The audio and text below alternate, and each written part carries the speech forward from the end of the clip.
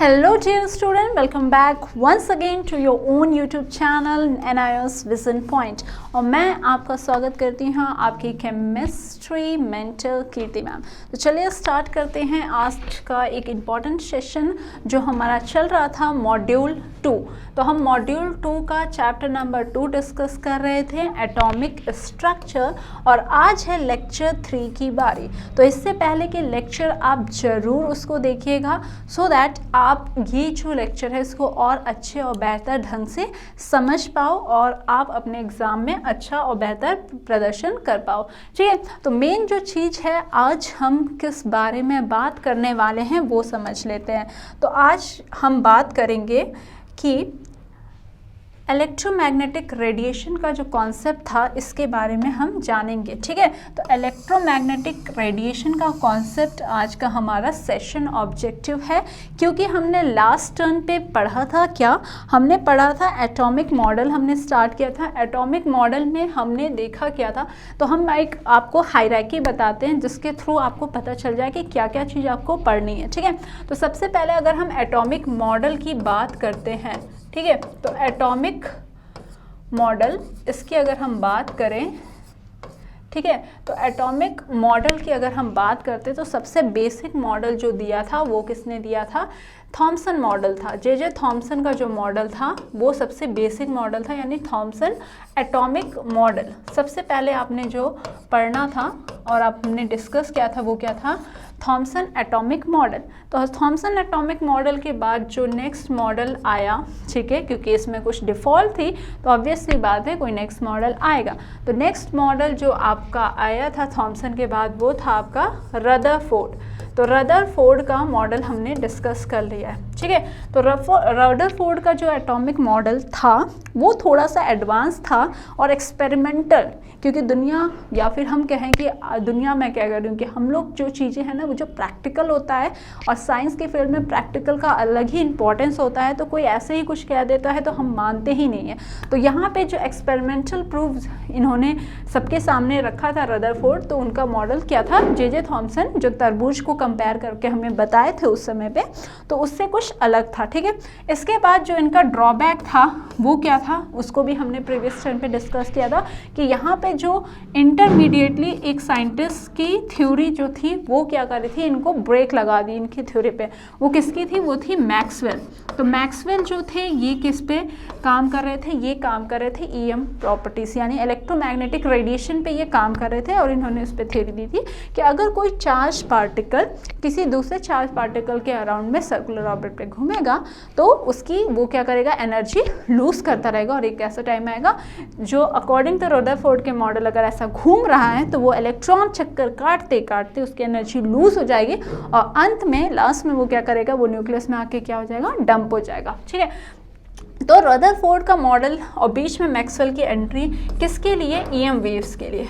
ठीक है, या इलेक्ट्रोमैग्नेटिक रेडिएशन का कॉन्सेप्ट था, उसकी वजह से आपको यहाँ पे बिफोर हम बात करें नील बोर के मॉडल पे, ठीक है, नील बोर का मॉडल समझने से पहले हमें क्या है यहाँ पे देखना और समझना होगा कि मैक्सवेल ने जो इलेक्ट्रोमैग्नेटिक रेडिएशन दी थी, बोला था, उसकी क्या क्या प्रॉपर्टीज़ है। तो इसीलिए आज हम जो टॉपिक डिस्कस कर रहे हैं वो इलेक्ट्रोमैग्नेटिक रेडिएशन को समझने के लिए और उससे रिलेटेड टर्म्स को समझने के लिए यहाँ पे उस बात को डिस्कस करेंगे। और इसके बाद जो नील बोर के बाद जो आता है श्रोडिंगर वेव इक्वेशन, या फिर मैं कहूँ कि क्वांटम, ठीक है, क्वांटम थ्योरी पे जो आपका मॉडल है, ठीक है, मैथमेटिकल प्रूफ जो है वो श्रोडिंगर वेव तक आके एंड होता है और आगे भी चीज़ें चल रही हैं। ठीक है, तो आज हम लोग यही हमारा ये क्या है? हायरार्की है। इसके थ्रू हमें मॉडल्स को समझना है जो आपके लिए आपके सिलेबस के अकॉर्डिंग चल रहा है। तो अभी आज हम डिस्कस करेंगे ये मैक्सवेल का जो इलेक्ट्रोमैग्नेटिक थियोरी था उसके बारे में यहाँ पे डिस्कस करेंगे। ठीक है, तो चलिए स्टार्ट करते हैं आज के इस इम्पॉर्टेंट सेशन को। और बच्चों आप अपनी कॉपी पेन को लेके तैयार रहिएगा और इसको नोट डाउन कर दें। बस वीडियो देखना ही काफ़ी नहीं होता है, उसके साथ साथ प्रॉपर नोट्स बनाना उतना ही इम्पॉर्टेंस है जितना आपने जब एक बार बना लिया, समझ लिया, तो उसको एक बार ज़रूर आप क्या करें? रिवाइज करें। ठीक है, तो चलिए मूव करते हैं और स्टार्ट करते हैं हमारा आज का टॉपिक जो है इलेक्ट्रोमैग्नेटिक रेडिएशन। ठीक है, तो इसका जो कहानी है जो लिखी गई थी वो किसने की थी, इसको किया था आपके सर मैक्सवेल ने। ठीक है, तो मैक्सवेल जी ने, ये आपके मैक्सवेल हैं, इन्होंने ही हमें क्या है इलेक्ट्रोमैग्नेटिक रेडिएशन के बारे में इंफॉर्मेशन दी थी। और क्या कहा था वो हम समझते हैं। तो इन्होंने क्या कहा था कि the energy is emitted from a source continuously in the form of radiation. ठीक है, तो आपका जो एनर्जी है वो कंटिन्यूस फॉर्म में क्या होता है, रेडिएट होता है in the form of radiation.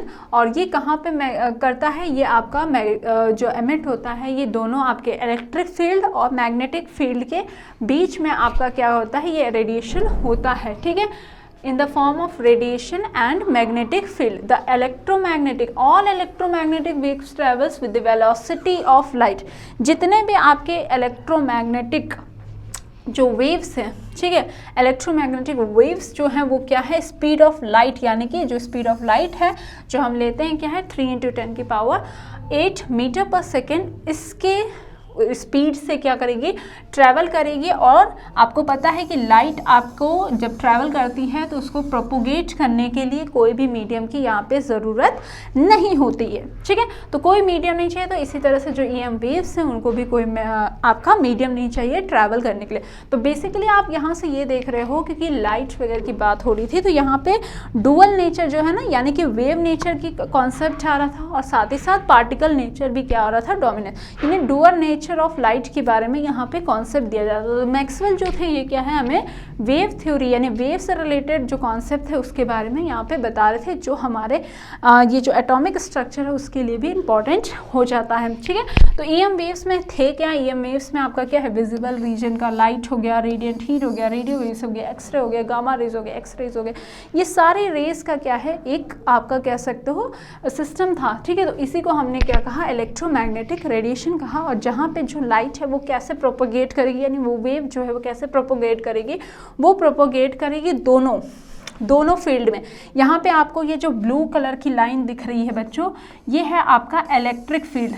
ठीक है, इसको आप फिजिक्स में भी पढ़ते हो, पर यहाँ पे हमें केमिस्ट्री के पॉइंट ऑफ व्यू से जितनी इंपॉर्टेंट है उतना ही हम इसको ध्यान देंगे कि यहाँ पे जो वेव है वो क्या है, आपकी इलेक्ट्रिक फील्ड। और ये जो रेड वाली है इसको हमने क्या कहा है, इसको हमने कहा है मैग्नेटिक फील्ड, यानी B वेक्टर से इसको दिखाते हैं। तो इन्हीं के बीच में आपका क्या है, वेव क्या करेगा, प्रोपोगेट करेगा। और ये प्रोपोगेशन का जो डायरेक्शन होगा वो क्या होगा, इस तरफ होगा।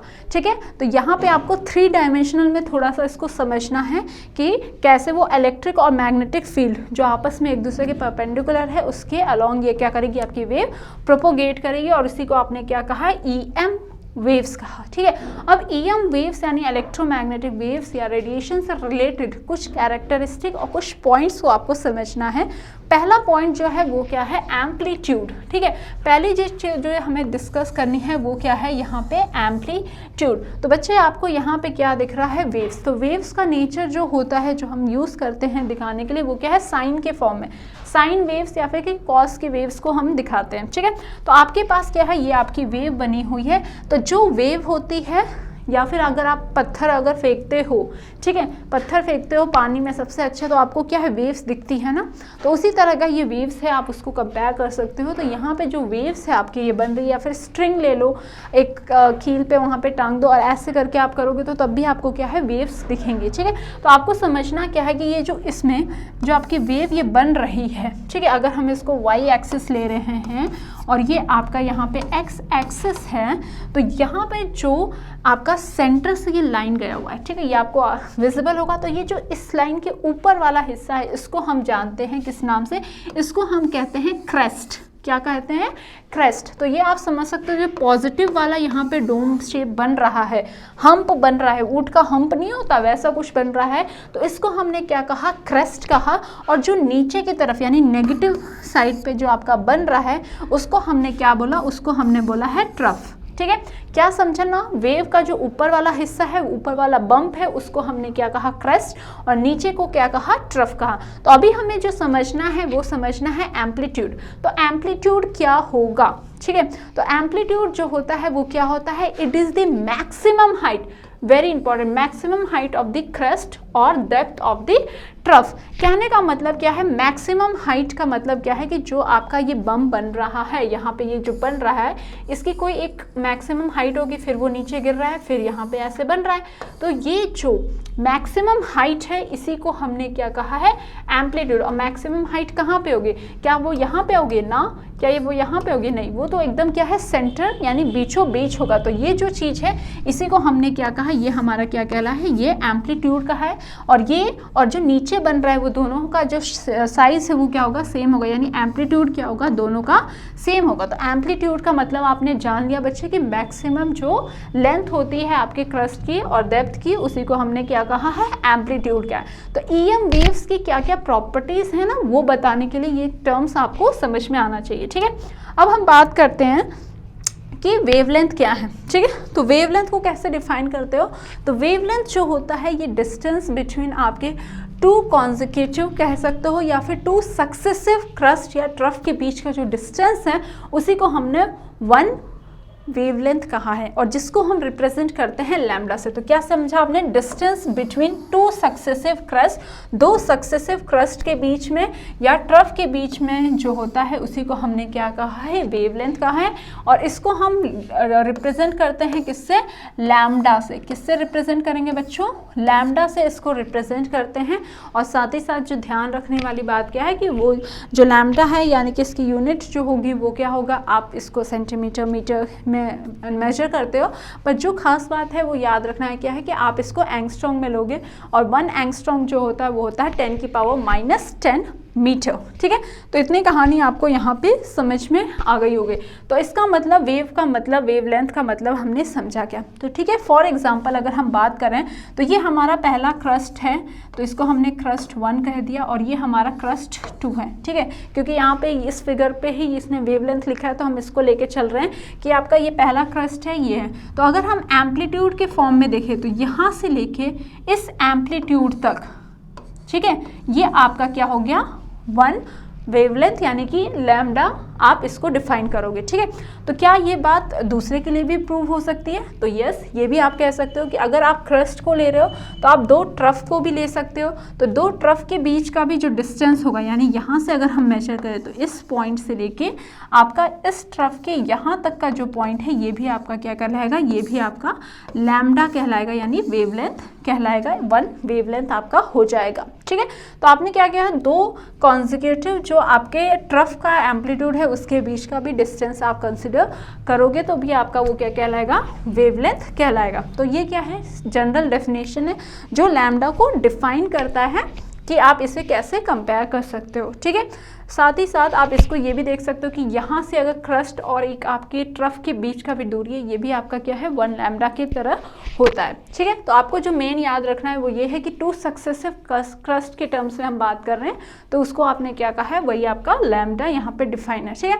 अब नेक्स्ट तीसरी प्रॉपर्टी जो ईएम वेव्स को डिफाइन करती है वो है आपकी फ्रीक्वेंसी। फ्रीक्वेंसी क्या होती है, ठीक है। तो ये देखो, ये आपका क्या है, वेव है, और ये भी आपका एक वेव है। अब देखो फ्रीक्वेंसी का मतलब क्या होता है, फ्रीक्वेंसी का मतलब बच्चे आसान लैंग्वेज में आप समझ सकते हो। फ्रीक्वेंसी जैसे आपके कहीं जाने की फ्रीक्वेंसी क्या है, तो इससे आप क्या समझ रहे हो कि आप उस पर्टिकुलर जगह पे कितने समय तक घूमने जाते हो, 4 बार जाते हो, 5 बार जाते हो या एक ही बार जाते हो, ठीक है। तो इससे हमने क्या समझा, इससे हमने ये समझा कि फ्रीक्वेंसी जो है वो डिफाइन करती है नंबर ऑफ वेव्स, कितनी वेव्स आपकी क्या करेंगी, पास करेंगी किसी भी पॉइंट को इन 1 सेकेंड। 1 सेकेंड में वो उस जगह को कितनी बार पास कर रही है, उसी को हमने क्या कहा, फ्रीक्वेंसी। और इसको डिनोट करते हैं हम किससे, म्यू से।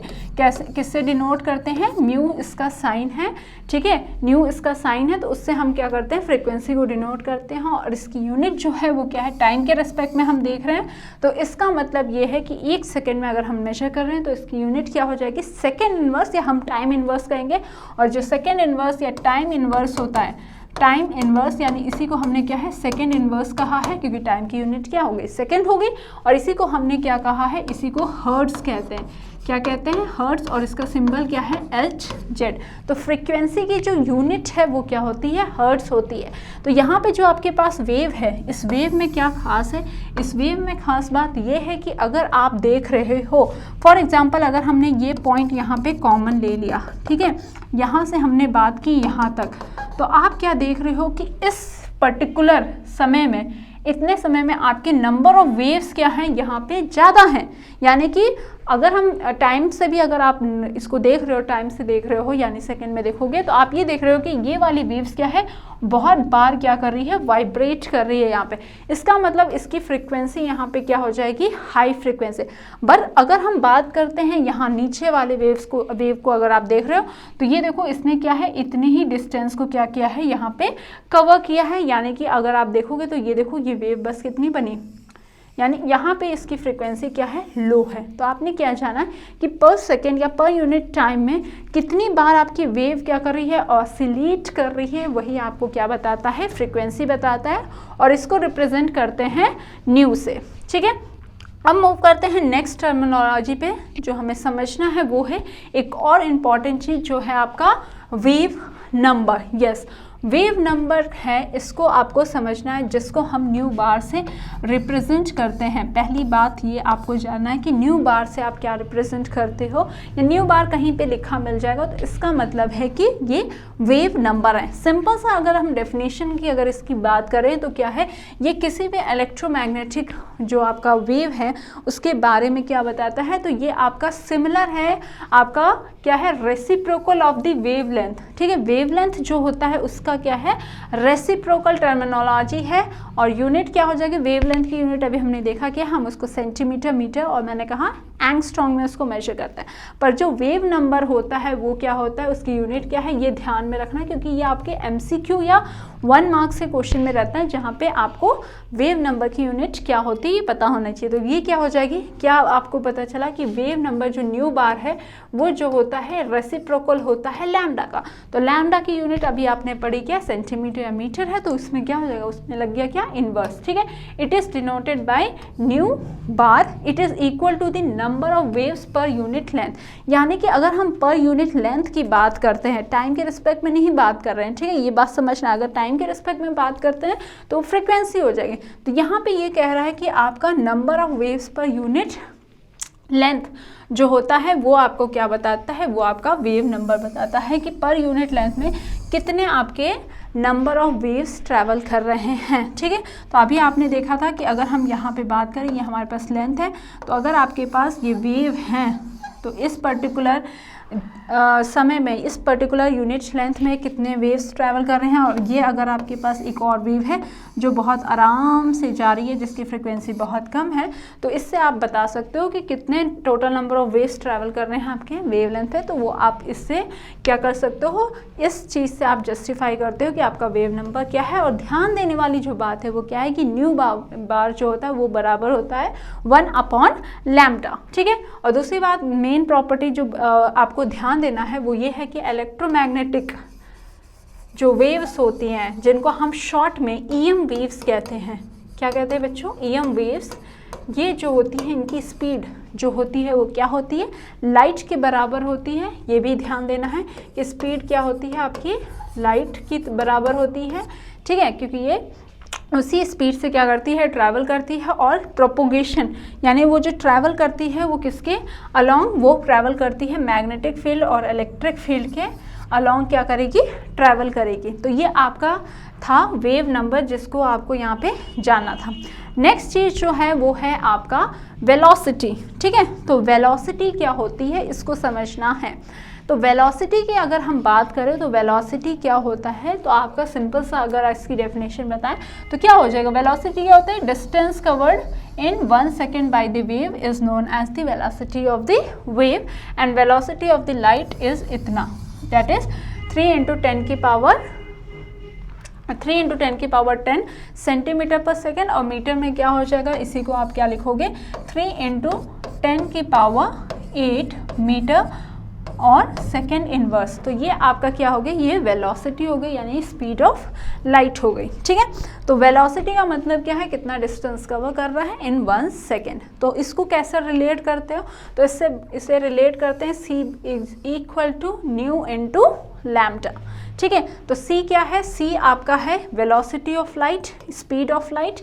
दूसरा न्यू क्या है, यहाँ पे फ्रीक्वेंसी है, और लैम्डा क्या है, वेवलेंथ है। तो यहाँ से आपको एक इम्पॉर्टेंट रिलेशन मिल जाता है किसके बीच में, स्पीड ऑफ लाइट के बीच में, आपके फ्रीक्वेंसी के बीच में और लैम्डा। तो अगर कोई भी लाइट होगी या वेव्स होगा तो उसका क्या होगा, कुछ ना कुछ लैम्डा होगा, यानी कि उसकी कुछ ना कुछ वेवलेंथ होगी। तो इसके थ्रू आप क्या एक और बात कह सकते हो कि जो न्यू है, फ्रीक्वेंसी है, वो बराबर हो जाएगी c अपॉन लैम्डा। ये बात मैं कह सकती हूँ कि जो आपका न्यू यानी फ्रीक्वेंसी है वो c अपॉन लैम्डा है। तो इससे एक और बात आप समझ पा रहे हो, वो ये है कि जो आपका न्यू है, जो फ्रीक्वेंसी है, वो इन्वर्सली प्रोपोर्शनल है आपके लैम्डा यानी वेवलेंथ के। ठीक है, ये भी एक इम्पॉर्टेंट रिजल्ट है जो आपके एग्जाम में न्यूमेरिकल्स वगैरह आप करते हो तो उसमें आपको हेल्प करता है। वो क्या कि फ्रीक्वेंसी जो होती है वो इन्वर्सली प्रोपोर्शनल होती है लैम्डा की। तो इसका मतलब क्या जाना, अगर आपके पास ये जो वेव अभी मैंने आपसे डिस्कस किया था तो यही आपकी वेव है। तो यहाँ पे ये वेव जो है ये कुछ ऐसी जा रही हैं। ठीक है, और ये वाली वेव क्या है, आराम से जा रही हैं। ठीक है, आराम से मतलब क्या है, इसकी फ्रीक्वेंसी बहुत ही कम है। तो इससे आपको क्या पता चला कि यहाँ पे जहाँ पे फ्रीक्वेंसी आपकी हाई है, फ्रीक्वेंसी यहाँ पे क्या है, मैक्स है, या मैं कहूँ हाई है। तो फ्रीक्वेंसी हाई है तो इसका लैम्डा अगर देखोगे तो क्या है, वो कम है, लैम्डा आपका कम है। कैसे कम है, तो ये देखिए, अगर आप देखोगे यहाँ पे बच्चे, तो लैम्डा मतलब क्या हुआ, इसके दो आपके कॉन्सिक्यूटिव क्रस्ट के बीच की डिस्टेंस थी। ठीक है, तो ये जो है ये आपका क्या है, लैम्डा है। तो यहाँ पे ये लैम्डा कितना आ रहा है, थोड़ा सा ही आ रहा है, छोटा सा आ रहा है। पर अगर आप इधर इस केस में देख रहे हो तो यहाँ पे जहाँ पे फ्रीक्वेंसी बहुत ही क्या है, कम है, फ्रीक्वेंसी कम है, तो आप क्या देख रहे हो कि यहाँ पे जो लैम्डा है आपका वो क्या है, वो आप देख रहे हो कि यहाँ पे लैम्डा क्या है, बड़ा है। तो इससे आपको क्या पता चला कि जब आपकी फ्रीक्वेंसी ज़्यादा होगी यानी फ्रीक्वेंसी बढ़ेगी, ज़्यादा होगी, तो लैम्डा की वैल्यू क्या होगी, कम होगी। ठीक है, क्या जाना आपने, जब आपकी फ्रीक्वेंसी ज़्यादा होगी तो लैम्डा की वैल्यू क्या होगी, कम होगी। और अगर आपकी फ्रीक्वेंसी कम है, ठीक है, फ्रीक्वेंसी कम है, अगर आपकी फ्रीक्वेंसी कम है, ठीक है, फ्रीक्वेंसी कम है, तो लैम्डा की जो वैल्यू होगी वो क्या होगी, ज़्यादा होगी। ठीक है, तो इससे आपने क्या जाना और क्या समझा कि आपको जो ईएम वेव्स हैं उनके ये 5 प्रॉपर्टीज़ जो है इसके बारे में आपको इन्फॉर्मेशन आपकी ईएम वेव देती है। और हम ये भी कह सकते हैं कि ईएम वेव्स हैं तो उनकी ये सारी प्रॉपर्टीज़ आप आसानी से बता सकते हो। ठीक है, तो आज के लिए जो आज हमने डिस्कस किया है वो हमने इलेक्ट्रोमैग्नेटिक रेडिएशन के बारे में बात की है कि वहाँ पे हमें इसको क्यों डिस्कस करना पड़ा, ये भी मैंने आपको बताया। क्योंकि जो आपके रदरफोर्ड थे उनका मॉडल जो था वो क्यों फेल हुआ था, क्योंकि वो कॉन्ट्राडिक्ट कर रहा था आपके मैक्सवेल के लॉ को। ठीक है, तो इसी वजह से हमें क्या है, अब इलेक्ट्रोमैग्नेटिक रेडिएशन के बारे में समझना था और जानना था। Once you are understood this, आप इसके बाद क्या करेंगे, हम नेक्स्ट लेक्चर में बात करेंगे बोर एटॉमिक मॉडल से और उससे रिलेटेड कुछ पोस्टुलेट्स के। तो उसके लिए आपको इस चीज़ को जानना यहाँ पे ज़रूरी था, जहाँ पे हमें पार्टिकल नेचर और वेव नेचर, तो अभी जो हमने डिस्कस किया था वो आपका है वेव नेचर। तो आप हमारे साथ जुड़िए और अच्छे से और बेहतर ढंग से यहाँ से आप पढ़ाई कर सकते हैं। साथ ही साथ अगर आपके पास कोई डाउट है तो आप इस नंबर पे हमें कांटेक्ट कर सकते हैं। अपनी क्वेरीज जो भी रिलेटेड है आपके एनओएस के लिए सब्जेक्ट से रिलेटेड वो भी आप हमसे पूछ सकते हैं। साथ ही साथ और ज़्यादा इन्फॉर्मेशन के लिए एनओएस से रिलेटेड आप इस वेबसाइट पे विज़िट कर सकते हैं और अपने इन्फॉर्मेशन को यहाँ से कलेक्ट कर सकते हैं। तो आज के लिए बस इतना। आई होप आपने लेक्चर को अच्छे से समझा होगा। Bye bye, take care.